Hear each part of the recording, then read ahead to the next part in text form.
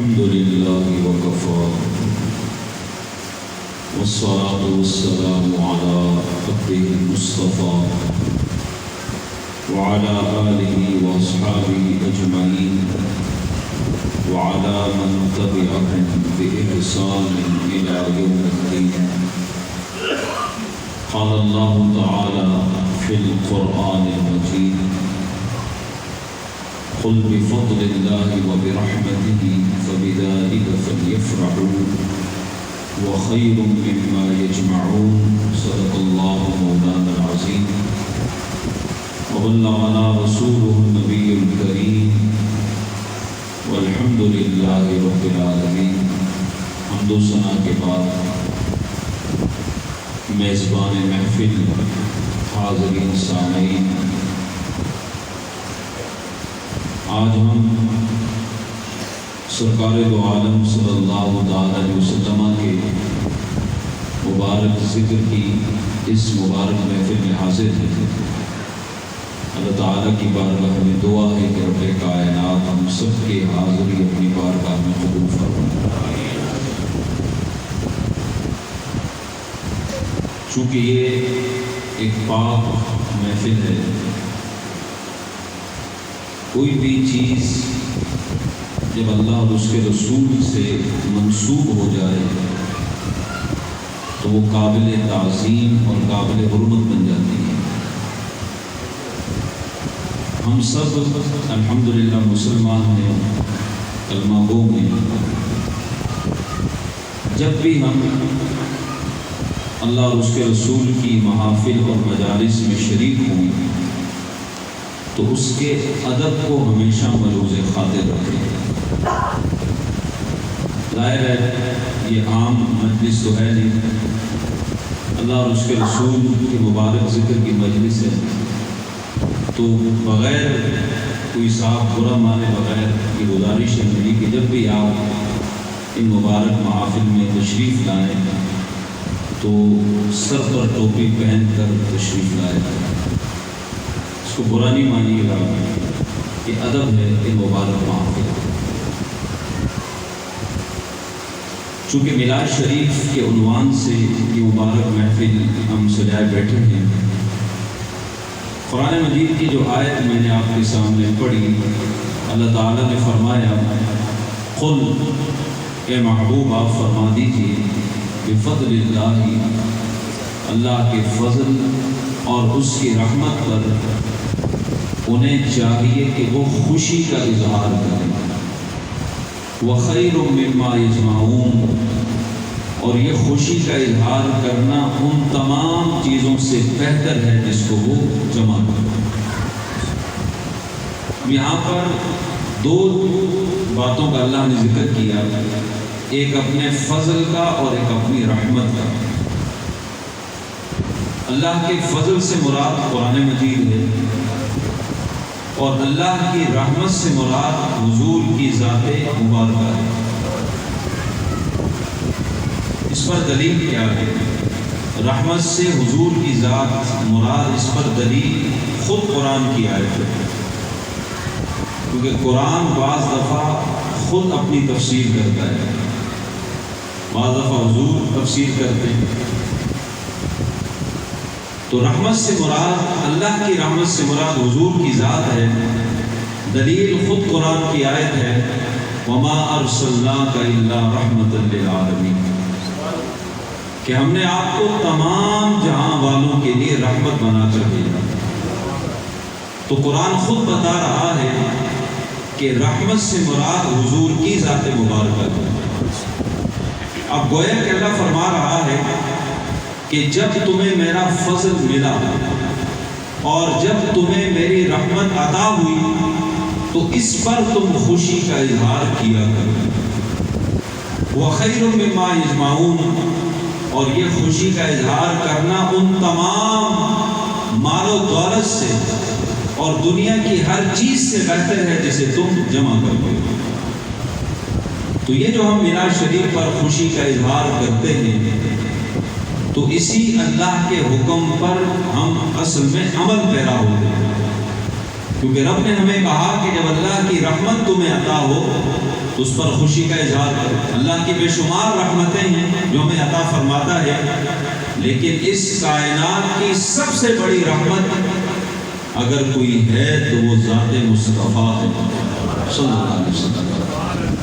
تو گویا کہ اللہ ہم سے یہ فرما رہا ہے کہ جب میں نے اپنا محبوب تمہیں عطا کیا تو یہ دن سو کر نہیں گزار دینا، یعنی یہ جو نعمت اور رحمت میں نے تمہیں عطا کی ہے اس پر خوشی کا اظہار کرنا ہے تم نے۔ اب خوشی کے اظہار کے طریقے ہر دور میں جدا جدا رہے ہیں۔ آپ پیچھے چلے جائیں تو اس زمانے میں خوشی کے اظہار کے اور طریقے تھے، آج جدا طریقے ہیں، آگے نہ جانے کون سے طریقے آ جائیں، لیکن ایک اصول ہے کہ ہر وہ طریقہ جس کی شریعت اجازت دیتی ہے اس انداز پر خوشی کا اظہار کیا جائے، اور جس طریقے کی شریعت اجازت نہیں دیتی وہ خوشی کے اظہار کا طریقہ اختیار نہیں کیا جائے۔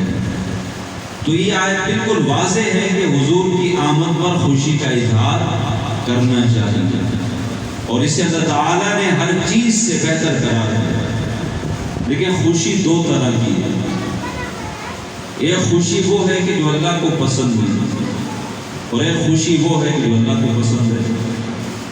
جو خوشی اللہ کو پسند نہیں وہ تکبر والی خوشی ہے، اور جو خوشی اللہ کو پسند ہے وہ شکر والی خوشی ہے۔ تکبر میں نظر اپنی ذات پر ہوتی ہے، بندہ اپنے آپ کو کچھ سمجھ بیٹھتا ہے کہ میں ہوں، چونکہ اپنی ذات کو دیکھتا ہے تو تکبر کا شکار ہو کر پھر جو خوشی کا اظہار کرے گا تو یہ خوشی اللہ کو پسند نہیں ہے۔ قرآن میں اللہ تعالیٰ فرماتا ہے کہ لا تفرح ان اللہ لا يحب الفرحین، کہ تم خوشی کا اظہار نہ کرو، بے شک اللہ تعالیٰ خوشی کا اظہار کرنے والوں کو پسند نہیں فرماتا۔ تو یہاں جس خوشی کو اللہ ناپسند فرما رہا ہے یہ تکبر والی خوشی ہے، جس میں اپنی ذات پہ نظر ہوتی ہے۔ اور جو آیت میں نے پیش کی جس میں اللہ خود کہہ رہا ہے کہ خوشی کا اظہار کرو، وہاں کہا خوشی کرنے والوں کو اللہ پسند نہیں فرماتا، اور یہاں اللہ فرما رہا ہے خوشی کا اظہار کرو۔ تو جس خوشی کے اظہار سے منع کیا وہ تکبر والی ہے، اور جس خوشی کے اظہار کا حکم دیا وہ اللہ کی بارگاہ میں شکر ادا کرنے والی خوشی۔ تو یہ جو میلاد شریف پر ہم خوشی کا اظہار کرتے ہیں یہ دراصل اللہ کی بارگاہ میں شکر ادا کرنے والی خوشی ہے، اور یہ خوشی اللہ کو پسند ہے، یہ خوشی اللہ کو پسند ہے، اور اس خوشی کا اظہار کرنے والوں کو بھی اللہ پسند فرماتا ہے۔ اور پھر یہ جو خوشیاں ہوتی ہیں، بعض خوشیاں ایسی ہوتی ہیں کہ جو کسی کی ذاتی ہوتی ہیں، بعض ایسی ہوتی ہیں کہ جو ایک خاندان سے تعلق رکھتی ہیں، بعض ایسی ہوتی ہیں جو ایک قبیلے سے تعلق رکھتی ہیں، بعض خوشیاں ایسی ہوتی ہیں کہ جو ایک ملک کے رہنے والوں کے درمیان مشترک ہوتی ہیں۔ ذاتی خوشی کا مطلب کوئی بیمار اگر ٹھیک ہو جائے تو اسے خوشی ہوتی ہے۔ بعض خاندانی خوشیاں ہوتی ہیں، شادی بیاہ کی تقریبات خاندانی خوشیاں ہیں، بعض ملکی خوشیاں ہوتی ہیں جیسے ہم مناتے ہیں یوم آزادی، یہ ملکی خوشیاں ہیں۔ لیکن اس کائنات کے نیچے ایک خوشی ایسی بھی اللہ نے عطا کی جو ذاتی نہیں تھی، جو قبیلے اور خاندان تک محدود نہیں تھی، جو کسی ملک اور سلطنت کی حدود تک محدود نہیں تھی، بلکہ وہ خوشی اتنی عالی شان تھی کہ کائنات کے ذرے ذرے نے میں منائی، اور اس خوشی پر خود خالق کائنات نے بھی خوشی کا اظہار کیا، اور وہ خوشی ہے سرکار دو عالم صلی اللہ علیہ وسلم کی ولادت باسعادت کی خوشی۔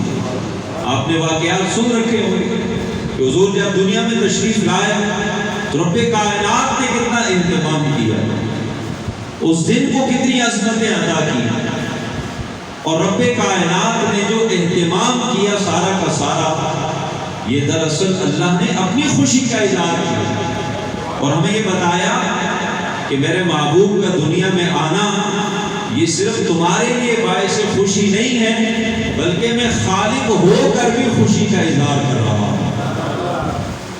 تو خوشی کا اظہار تو کرنا یہ ہمارے ایمان کا تقاضا ہے۔ اگر کسی کو حضور کی ولادت پر خوشی نہیں وہ تو مومن نہیں، تو یقیناً ہر مومن حضور کے میلاد پر خوشی کا اظہار کرتا ہے۔ اور پھر خوشیوں کی عمریں مختلف ہوتی ہیں۔ بعض خوشیاں ایسی ہوتی ہیں کہ جو ایک لمحے میں ختم ہو جاتی ہیں، بعض ایک گھنٹے میں ختم ہو جاتی ہیں، بعض چند دنوں بعد، بعض چند مہینوں بعد، بعض خوشیاں چند سالوں بعد ختم ہو جاتی ہیں۔ لیکن حضور کی ولادت بسعادت کی خوشی ایسی ہے کہ جو کسی زمانے کے ساتھ خاص نہیں، جو کسی وقت کے ساتھ خاص نہیں۔ ولادت مصطفیٰ کی خوشی ہمیشہ سے منائی جاتی رہی ہے اور قیامت تک منائی جاتی ہے۔ اور صرف یہ خوشی ایسا نہیں ہے کہ حضور تشریف لائے تب سے حضور کے میلاد کی خوشیاں منانے کا آغاز ہوا، نہیں، بلکہ حضور دنیا میں ابھی آئے نہیں تھے، آپ ابھی دنیا میں جلوہ گر نہیں ہوئے تھے۔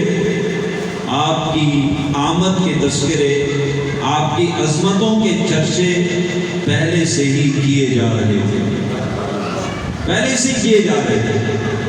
مفتی احمد یار خان نعیمی رحمۃ اللہ علیہ نے ایک جگہ لکھا، آپ فرماتے ہیں کہ حضرت عیسیٰ علیہ السلام نے ایک موقع پر اپنی قوم کے سامنے ایک واعظ کیا، خطبہ دیا، تقریر کی۔ وہ واعظ اتنا شاندار تھا کہ لوگ جو ہے وہ رونے لگ گئے، اتنی رقت لوگوں پہ طاری ہوئی، لوگ رونے لگ گئے، اتنا اثر تھا اس واعظ میں۔ تو ایک آپ کے صحابی نے کہا کہ عیسیٰ آپ کتنے خوش نصیب ہیں۔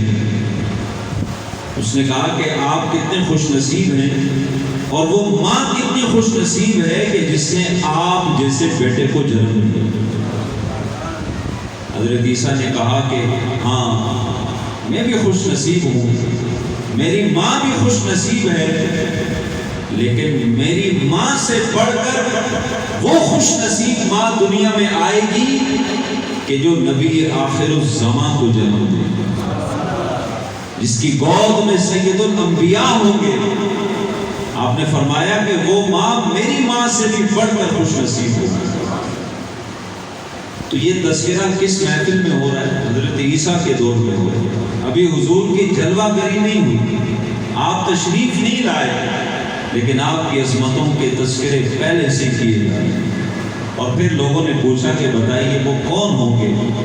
تو پھر حضرت عیسیٰ نے نہ صرف حضور کا تذکرہ کیا بلکہ یہ بھی بتایا کہ ان کا نام کیا ہوگا۔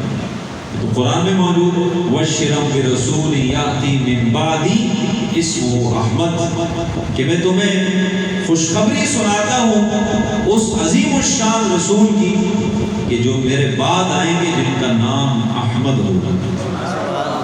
حضور کے دو نام ہیں، محمد اور احمد، یہ دونوں حضور کے نام ہیں۔ ہم زیادہ حضور کا نام اسم گرامی محمد استعمال کرتے ہیں، لیکن احمد بھی حضور کا نام مقدس ہے۔ تو حضرت عیسیٰ نے حضور کی آمد سے سینکڑوں سال پہلے نہ صرف حضور کا تذکرہ کیا بلکہ لوگوں کو بتا دیا کہ اس ہستی کا نام کیا ہوگا۔ آپ دنیا میں آئے، آپ کا تذکرہ بعد میں ہوا، آپ کا نام بعد میں رکھا گیا، مذکور پہلے ہوتا ہے، ذکر بعد میں ہوتا ہے، لیکن قربان جاؤں عظمت مصطفیٰ پر ابھی آپ دنیا میں نہیں آئے تھے، آپ کے تذکرے کائنات میں پہلے سے کیے جا رہے تھے۔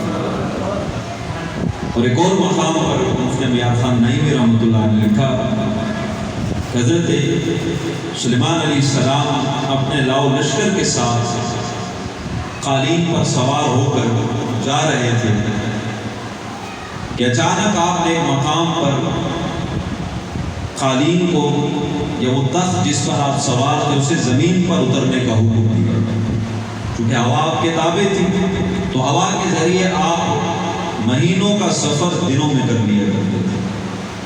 تو حکم ہوا کہ نیچے اتارا، وہ قالین جو تخت جو بھی تھا وہ زمین پر اتارا گیا، آپ نے سارے اپنے ساتھیوں سے کہا کہ یہاں پیدل چلو، یہ جگہ پیدل چلو، کافی دور پیدل چلے اور پھر دوبارہ اپنے تخت پہ سوار ہوئے اور آگے روانہ ہو گئے۔ تو کسی نے آپ سے پوچھا کہ یہاں اترنے کی وجہ کیا تھی؟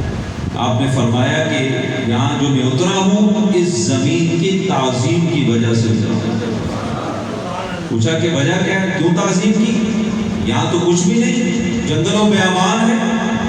آپ نے فرمایا کہ یہ آج جنگل ہے، بیابان ہے، یہاں کسی انسان کا وجود نہیں، لیکن ایک وقت وہ بھی آئے گا کہ جب نبی آخر الزمان ہجرت فرما کر یہاں تشریف لائیں گے اور یہ شہر آباد ہوگا، یہ شہر بسے گا۔ تو میں نے دراصل نبی آخر الزمان کے مبارک شہر کی زمین کی تعظیم کی۔ تو ان کی جو بھی شرکاء تھے، ان کے جو ساتھی تھے، اس میں ایک شخص تھا تبع، اس کا قرآن میں بھی ذکر ہے، قوم تبع کا۔ اس نے جب حضور کا یہ تذکرہ سنا، حضرت سلیمان کی زبانی اپنے نبی سے سنا، تو وہ حضور کا عاشق ہو گیا، حضور کا دیوانہ ہو گیا۔ اس نے کہا کہ میں نے اب یہیں بسنا ہے، وہ وہیں بس گیا وقت۔ تو سلیمان لشکر لے کر آگے چلے گئے، وہ وہیں بس گیا۔ مفتی صاحب فرماتے ہیں کہ یہ شہر مدینہ وہ مبارک شہر ہے کہ جو بسا ہی حضور کے عشق و محبت کے نام پر۔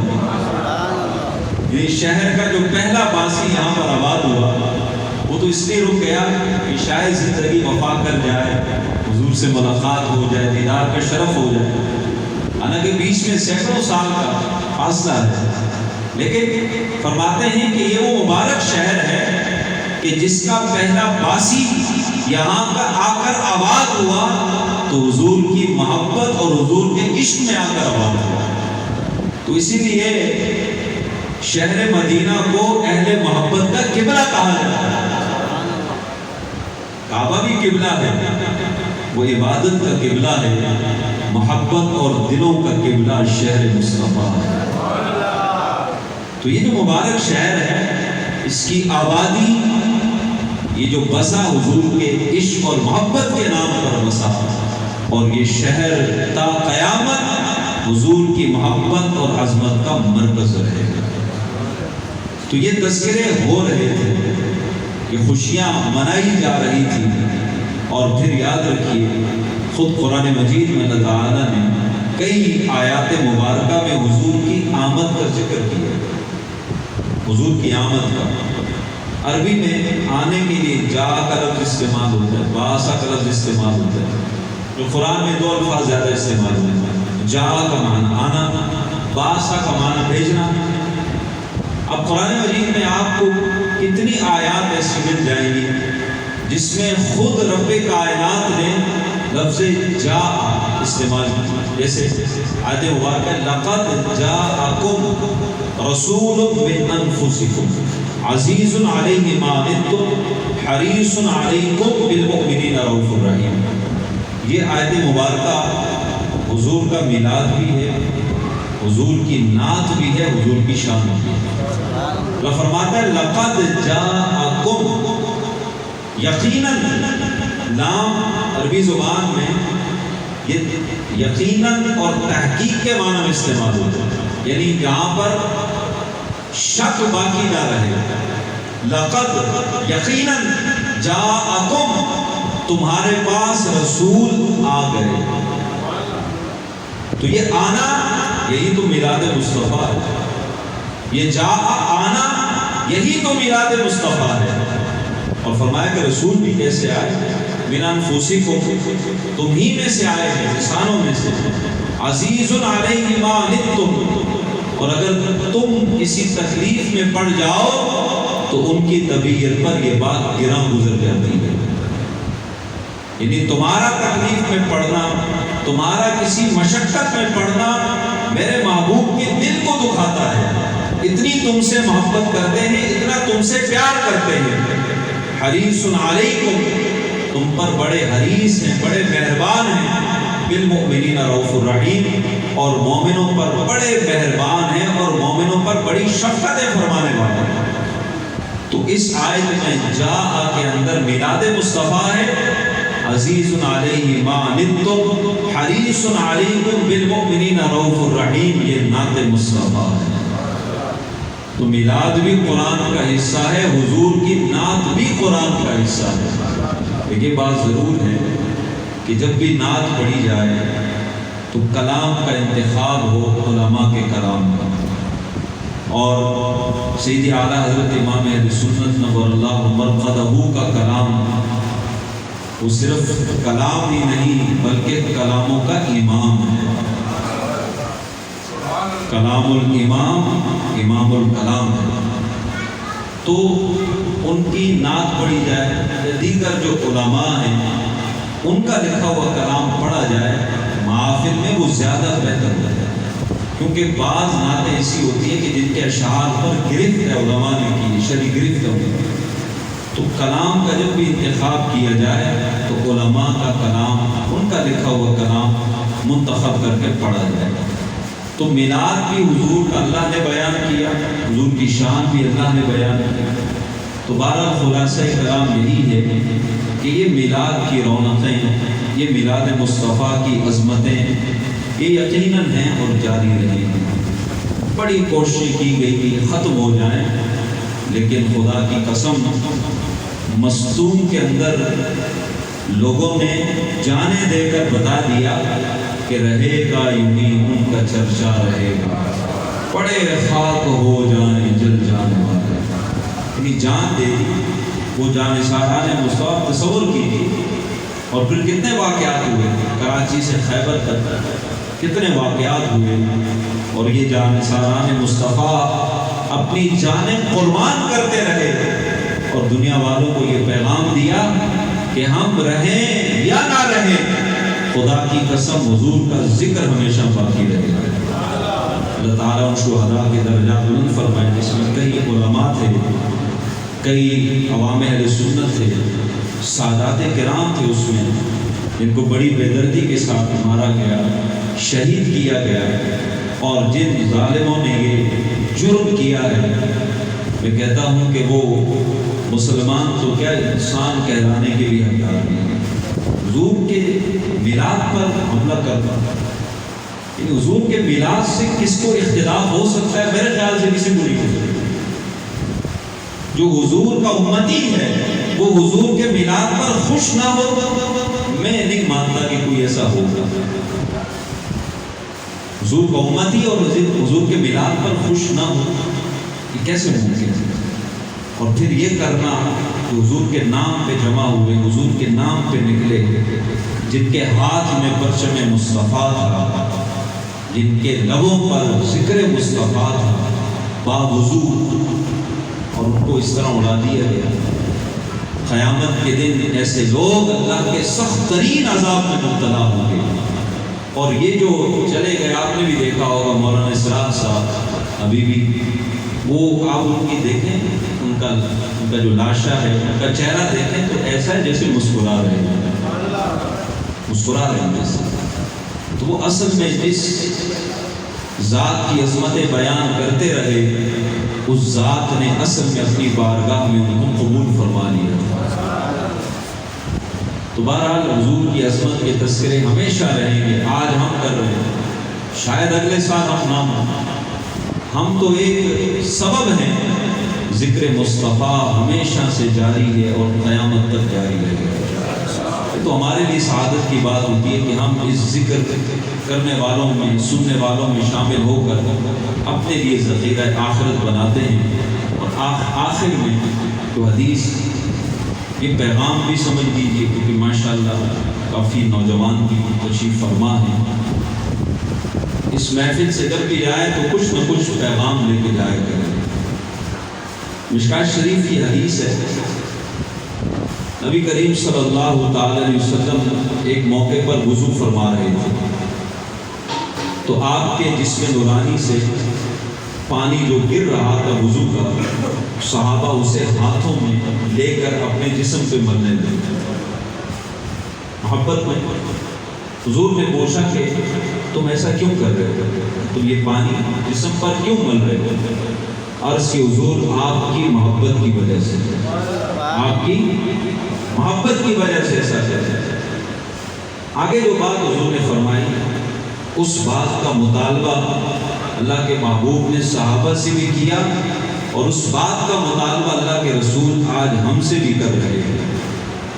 حضور نے آگے کیا کہا؟ حضور نے ان کے عمل کو قبول فرمایا، اس سے منع نہیں کیا، لیکن آگے حضور نے فرمایا کہ اگر تم واقعتاً اللہ اور اس کے رسول سے محبت کرنا چاہتے ہو، اور تم یہ چاہتے ہو کہ اللہ رسول تم سے محبت کریں اور تم اللہ اور اس کے رسول سے محبت کرو، میں تم اللہ اور اس کے رسول کے محبوب بننا چاہتے ہو، میں بتاتا ہوں راستہ کیا ہے۔